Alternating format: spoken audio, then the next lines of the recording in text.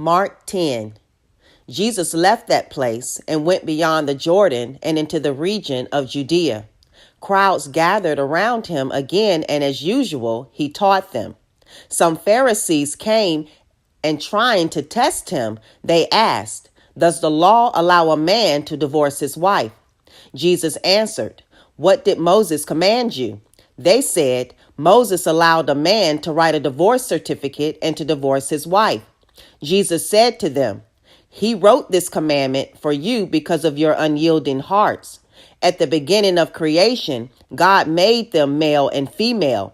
Because of this, a man should leave his father and mother and be joined together with his wife, and the two will be one flesh. So they are no longer two, but one flesh. Therefore, humans must not pull apart what God has put together." Inside the house, the disciples asked him again about this. He said to them, "Whoever divorces his wife and marries another commits adultery against her.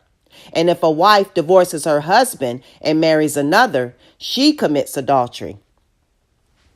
People were bringing children to Jesus so that he would bless them, but the disciples scolded them. When Jesus saw this, he grew angry and said to them, "Allow the children to come to me. Don't forbid them, because God's kingdom belongs to people like these children. I assure you that whoever doesn't welcome God's kingdom like a child will never enter it." Then he hugged the children and blessed them. As Jesus continued down the road, a man ran up, knelt before him, and asked, "Good teacher, what must I do to obtain eternal life?" Jesus replied, "Why do you call me good? No one is good except the one God. You know the commandments. Don't commit murder. Don't commit adultery. Don't steal. Don't give false testimony. Don't cheat. Honor your father and mother." "Teacher," he responded, "I've kept all of these things since I was a boy." Jesus looked at him carefully and loved him. He said, "You are lacking one thing.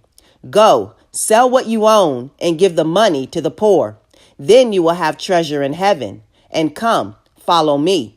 But the man was dismayed at this statement and went away saddened because he had many possessions. Looking around, Jesus said to his disciples, "It will be very hard for the wealthy to enter God's kingdom." His words startled the disciples. So Jesus told them again, "Children, it's difficult to enter God's kingdom. It's easier for a camel to squeeze through the eye of a needle than for a rich person to enter God's kingdom."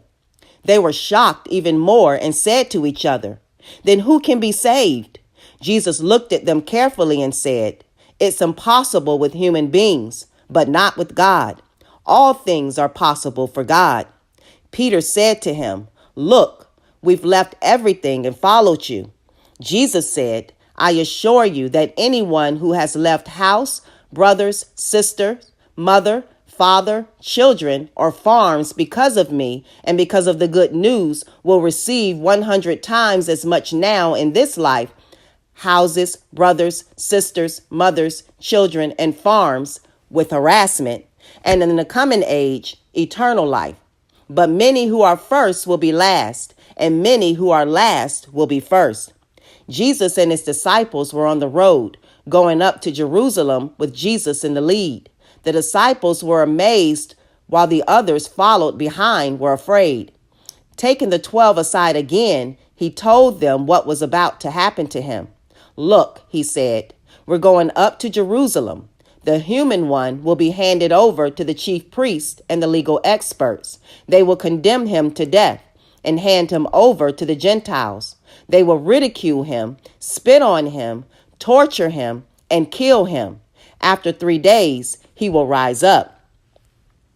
James and John, Zebedee's sons, came to Jesus and said, "Teacher, we want you to do for us whatever we ask." "What do you want me to do for you?" he asked. They said, "Allow one of us to sit on your right and the other on your left when you enter your glory." Jesus replied, "You don't know what you're asking. Can you drink the cup I drink or receive the baptism I receive?" "We can," they answered. Jesus said, "You will drink the cup I drink and receive the baptism I receive. But to sit at my right or left hand isn't mine to give. It belongs to those for whom it has been prepared." Now, when the other 10 disciples heard about this, they became angry with James and John. Jesus called them over and said, "You know that the ones who are considered the rulers by the Gentiles show off their authority over them, and their high-ranking officials order them around. But that's not the way it will be with you. Whoever wants to be great among you will be your servant.